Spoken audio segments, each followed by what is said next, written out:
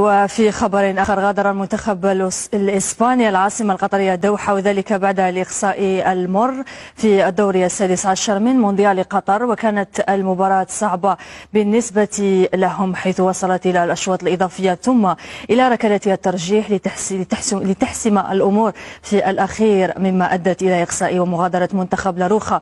لويس إنريكي مدرب الإسبان عبر عن خيبة أمله بعد إقصاء الماتادور، كاشفا أنه سعيد بنوعية اللاعبين الذين يمتلكهم المنتخب، خاصة الذي قام باختيارهم.